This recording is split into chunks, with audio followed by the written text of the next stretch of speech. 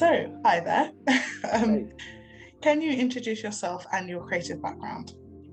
Yeah, my name's Sonam Tobgyal. I'm a alternative process photographer slash artist. I graduated university a year ago, 2020, in photojournalism and documentary photography. And that sort of formed the basis of my practice. But I like to sort of use alternative processes, so sort of like less commonly used styles of photography to try and tell documentary stories in a slightly visually different way, in a slightly, yeah.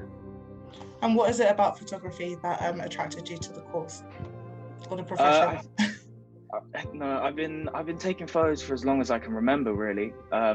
It's there's something about telling a story using real images, things that people can relate to and things that people can't relate to, and using real life to tell that story. I really like that sort of ultra realist medium. And what are some of the alternative ways that you take photographs? So the last project I was working on was using cyanotypes and 360-degree photography. So cyanotype is a sort of it's a process of printing photographs that creates this blue monochrome imagery. I'm sure you know what it is. But yeah, so I sort of like taking it's a sort of a bit functionally redundant, but it has historical links to certain points and subjects that I was trying to relay, and I thought it fit quite nicely with the medium.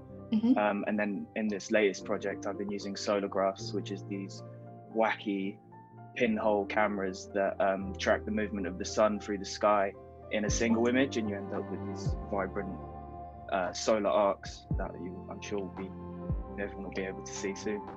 Oh, that sounds pretty cool. I only actually found out what cyanotype was recently with another project from Totally Thames. So before that, I was a novice. Oh, nice! Yeah, I saw it. It's cool. It's got nice links to because you have to use water as well, so it always has nice connections to the river and to nature. So tell us about your latest project for Totally Thames. In the offing, the Sea and Sky Were Welded. Yeah. So I got the name from, it's a quote taken out of Joseph Conrad's Heart of Darkness. And at the start of the book, there's lots of descriptive writing sort of about the journeying down the Thames and sort of leaving. And I just felt like this quote sort of really accurately presented this sort of idea of transition and development and the fusing of both the sea and the land, and how that sort of connects to our relationship with nature. So the project originally started when I was over lockdown. I spent a lot of time visiting the Thames because it was just quite a nice place to be when everyone was stuck, and it's kind of one of the only places you could go. And I noticed that quite a lot of people were doing the same. And that got me thinking about how the River Thames sort of epitomizes this eternal force, this eternal stream that travels constantly, no matter what's going on in the greater world, or no matter what developments are happening around. You have this vein that pulses through London or through a lot of the country, and how that can kind of be a sort of source of comfort for a lot of people. And I think for me anyway, that was a lot of the reason why I was going down to the Thames, because you could sit there and it almost felt like we were living a normal life. And yeah, so I thought this sort of idea of progression and transition was so inspiring that I felt like I wanted to try and depict that through a photo project. And then stumbling into Solargraphs, it just seemed like the best suited way to depict that. You have a very visual depiction of what a time passing sort of looks like. Yeah, it's with the Thames, I guess during COVID it was such a crazy time. It was kind of like that one constant for a lot of people, so I can see why everyone kind of flocked to it. So what are some of the highlights from working on this project for you? Well, working with Totally Thames has been amazing. They've been really supportive. It's nice to have a little bit of infrastructure sort of behind the project to help push it along. they were still very free and nice to work with. They didn't really try and dictate anything, but they were very supportive in every sort of step that I needed to go on. It was amazing. I spent a lot of time in Silvertown and in little sections down the Thames that I never thought I would be in. It all started in Tilbury and Gravesend, which are sort of just outside of London, very industrial, but had this big, beautiful nature reserve. And that's where I got the original sort of concept and title for the project. So the actual direct quote in the offing, "The Sea and Sky Were Welded," is in reference to the Gravesend strip of the Thames, which is where some of the first photos and the first Solargraphs were located when I was taking those images. Yeah, I think those are the keys, really. And did you face any challenges when creating your project? Yeah, we funnily enough, so the cameras are basically tin cans that you zip tie up to certain places along the Thames, and then you just leave them. And so the whole time I was terrified that they were going to be, vandalized or removed, or, as you would expect, what would happen if someone comes up across a little can, And for the most part, it was great. It ran really smooth. They were all there until the final collection, where I was with Tim shooting the short documentary for the project.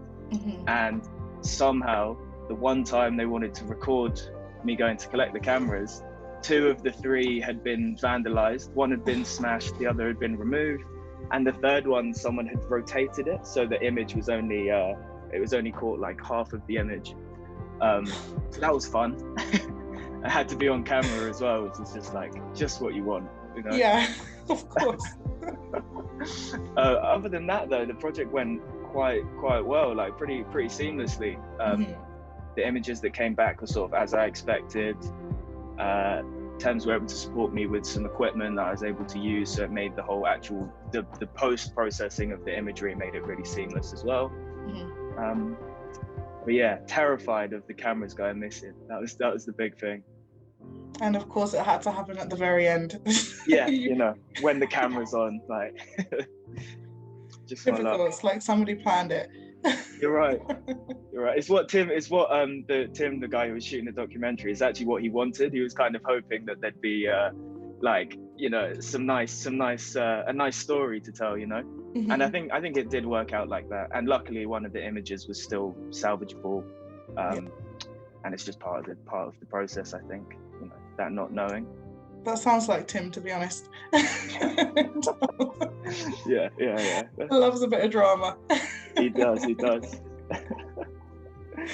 So after people view your exhibition, what do you want them to walk away with from it?